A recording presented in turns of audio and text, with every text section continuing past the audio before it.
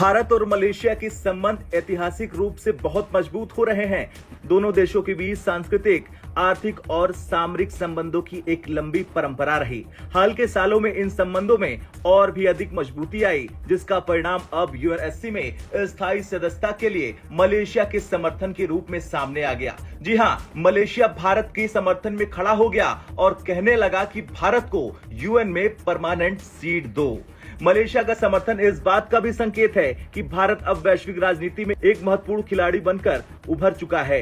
चाहे वो दक्षिण एशिया की स्थिरता की बात हो या अफ्रीका और एशिया में विकास परियोजनाओं का संचालन, भारत अब एक जिम्मेदार और प्रभावशाली देश के रूप में देखा जा रहा। मलेशिया का समर्थन इस दिशा में भारत के प्रयासों को और भी मजबूती देगा। मलेशिया के अलावा भी कई देश भारत के यूएनएससी में परमानेंट सदस्यता का समर्थन कर चुके हैं, जिनमें अमेरिका, फ्रांस और रूस जैसे बड़े देश शामिल हैं। यह समर्थन भारत की कूटनीतिक सफलता का परिणाम है, जिसमें भारत ने अंतर्राष्ट्रीय मंचों पर अपनी स्थिति को मजबूत कर रखा है। हालांकि भारत की इसी दिशा में आगे बढ़े रहने की राह आसान नहीं होगी, क्योंकि चीन जैसे देश जो पहले से ही यूएनएससी के स्थायी सदस्य हैं, यानी परमानेंट सदस्य हैं, वो भारत की परमानेंट सदस्यता का विरोध कर सकते हैं। ऐसे में भारत को अपनी कूटनीतिक नीतियों को और भी प्रभावी बनाने की जरूरत होगी।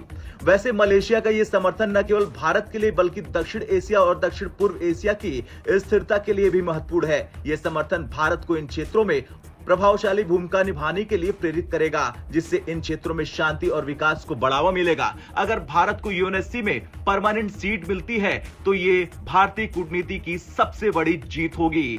इससे भारत को वैश्विक निर्णय लेने की प्रक्रियाओं में महत्वपूर्ण भूमिका निभाने का अवसर मिलेगा और ये देश के लिए एक नया अध्याय साबित होगा।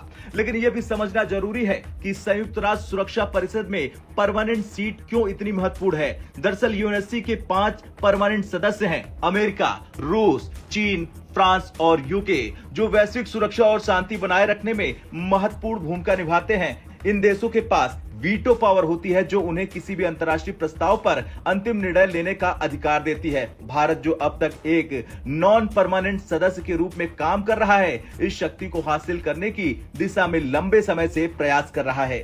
खैर, मलेशिया का भारत को यूएनएससी में परमानेंट सदस्यता के लिए समर्थन देना एक महत्वपूर्ण घटनाक्रम है, जो भारत की बढ़ती अंतर्राष्ट्रीय कूटनीतिक ताकत का प्रतीक है। यह समर्थन भारत के लिए एक नए युग की शुरुआत कर सकता है, जहां हमारा देश वैश्विक मंच पर और भी मजबूत भूमिका निभाने के लिए पूरी तरह से तैयार है। आपका क्या कुछ कहना है मलेशिया के इस कदम को लेकर? कमेंट कर जरूर बताएं।